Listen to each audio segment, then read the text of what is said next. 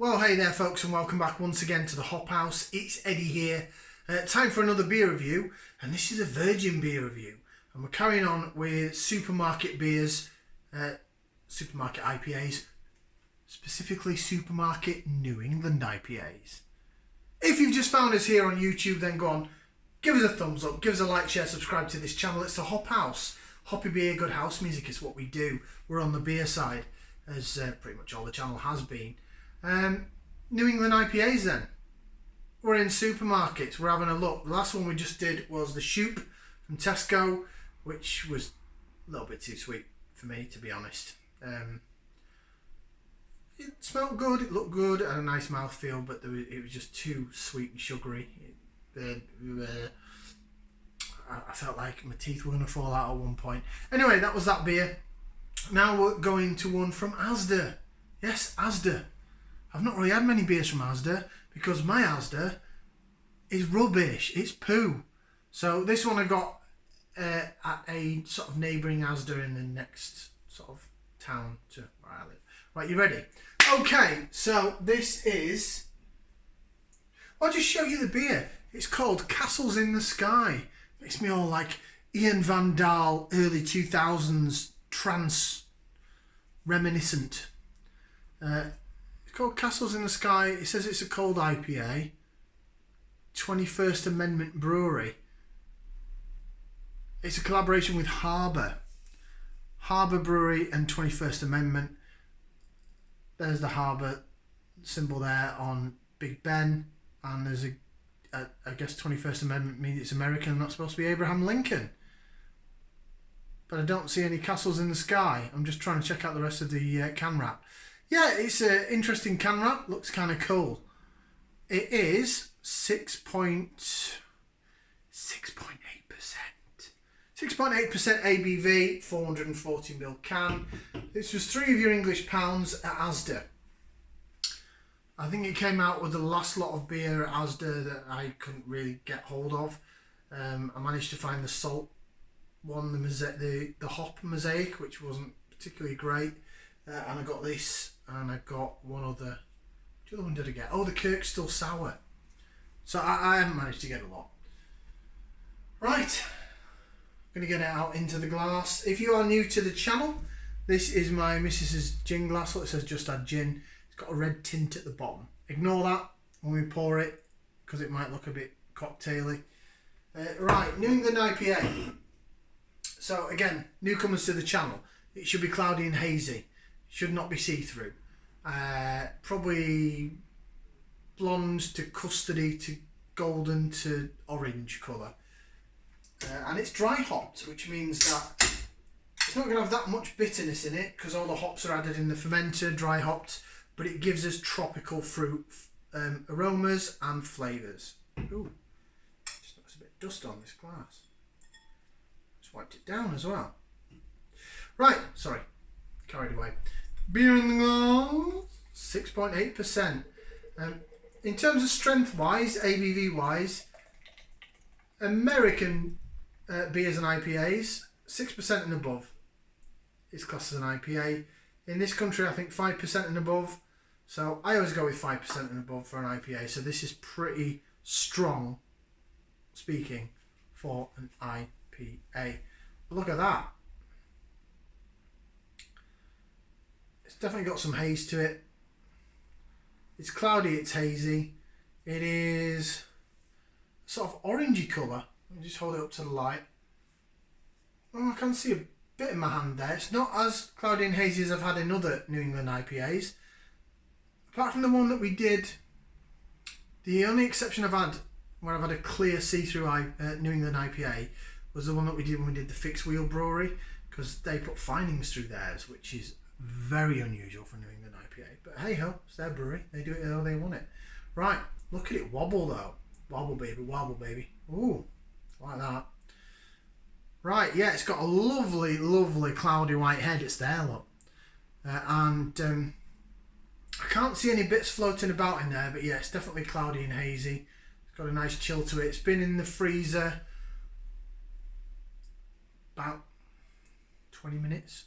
Not quite sure why I gurned on camera there. I was just thinking, and my mouth thought something different. Yeah, 20 minutes. It was in the fridge before that. So it's going to be nice and chilled. Right, we're going to go ahead and get the aroma then. So this is the point of the video. For any newbies out there, we put that in there, we give it a whiff and see what we can sniff. So we're after tropical fruit aromas here. So your mango, pineapple, lychee, passion fruit, melon.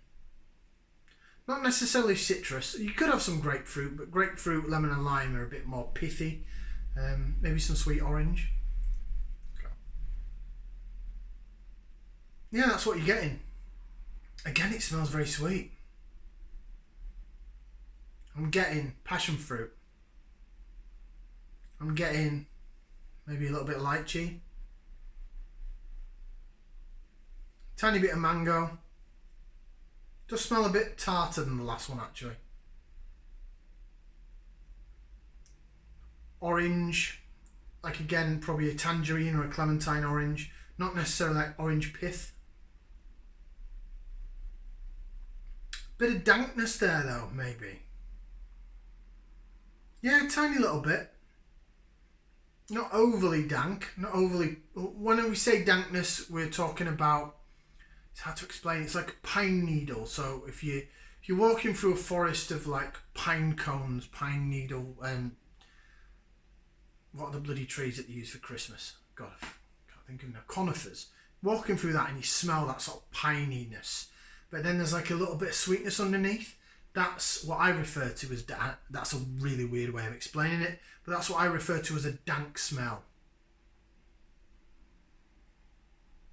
I don't know, I just smell it and I go, oh, that smells dank. Some people refer to it as something to do with like weed and cannabis, but I don't know about that. I just think it's like a pine needle forest with a bit of sweet underneath, something underneath, as we've done before on videos. Right, that smells really nice. It's coming through now a bit more dank. It is smelling a bit, it's not as sweet as the other one. There is tropical fruit there, but there's something else as well. This smells like it could be a winner. Love the smell of that. Right, we're going to give it a taste. So we're going to bottoms up down the hatch.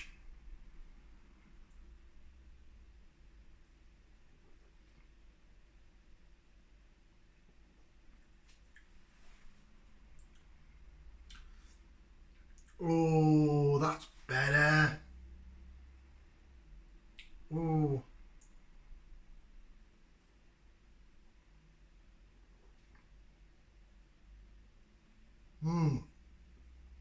Wow. Oh, what a beer that is. Oh. Ooh. Oh, there's a lot of flavour in that. A lot of aroma as well. Right, we'll do, I'll go through some flavours with you in just a jiff. Bear with. What I'm going to do is I'm going to do some lace evasion. So that's when we jig it around in the glass so you can see how the head reacts and see the fancy bubbles and all sorts of that and all that good stuff. So, bit of lace evasion. See how it jigs around in the glass. Looks absolutely fantastic. Don't know how I can do it with this glass actually. You don't pick it up on camera anyway, but bubbles rise up, meet the bottom of the head. Done it on loads of videos.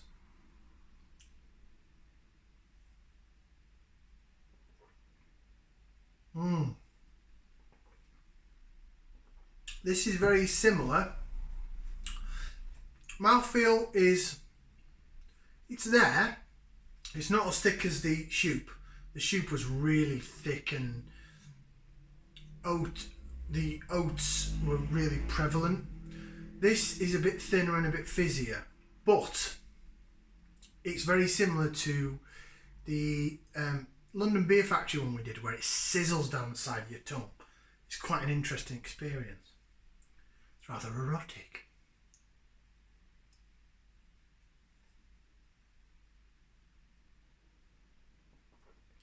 Oh, yeah, you got the sweetness down the side, down the middle of the tongue. Sorry. So the sweetness in this beer, but then there's a sharp zinginess down the sides, and that's what I'm after. That's what I like from an IPA.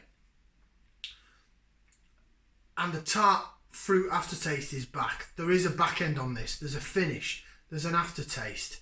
I like it. I like it. I like it. I like it. So, I'm just trying to pick out the tropical fruits because they're still there on the side of my tongue.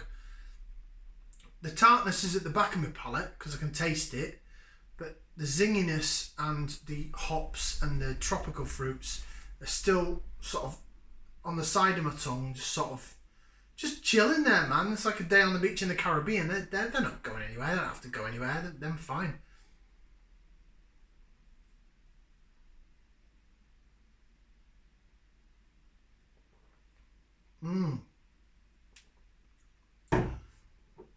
Passion fruit.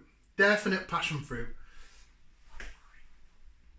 I'd say a little bit of mango, but not much because it's not as sweet as the last beer I had. A little bit of mango maybe in there. Peachy vibe to it. Maybe slight grapefruit or melon. And that's sort of what's giving you the tart aftertaste. And there is an orange vibe to it as well. I wouldn't necessarily say, would I say lemon and lime? Maybe a tad. It's really hard to pick out one from the other. It's just really quite tropical, but zesty. But then the sweetness down the middle of the tongue sort of coincides and interacts with that and just makes it a really, really tasty beer through the middle. And then on the back end, you've got that tart aftertaste of like a fruit smoothie or a fruit juice where you're like, oh, it's a bit sharp.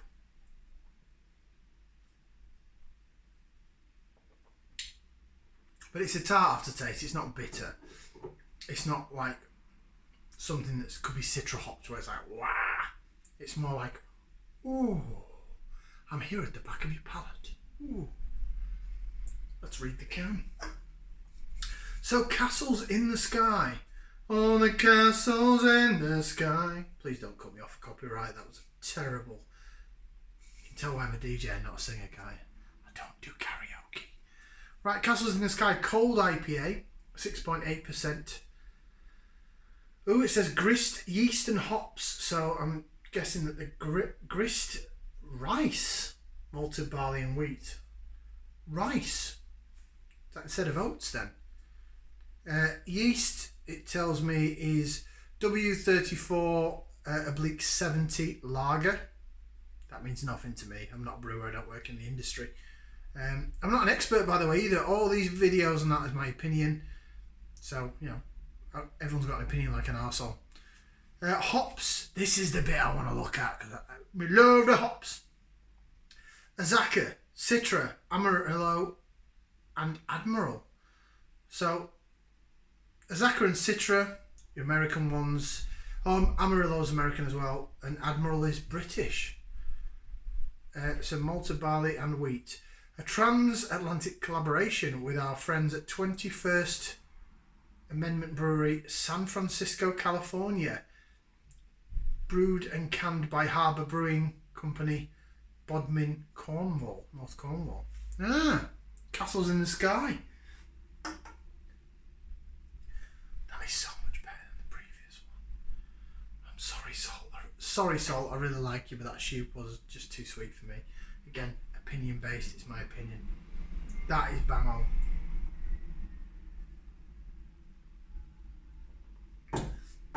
I would like to say I could drink a lot of it, but at 6.8% I probably can't because it put me on my arse. Right, rating. I'm going to give it 2 thumbs up. I really like that. And next time I go to my out of town Asda, I'm hoping it's still on the shelves. Yes, great collaboration. 2 breweries who kind of know what they're doing. The Harbour beers that I've had before have been sensational. I've really enjoyed them. And I've never heard of 21st Amendment before, but it's probably my first out and out American brewery that I've had. So yeah, 2 thumbs up. Love it. Like, share, subscribe. Please do us a favour, help the channel grow. Thank you very much for watching. We'll see you again for another beer review right here on the Hop House. Ciao for now, people. I'm going to enjoy the rest of that now. Ta-ra!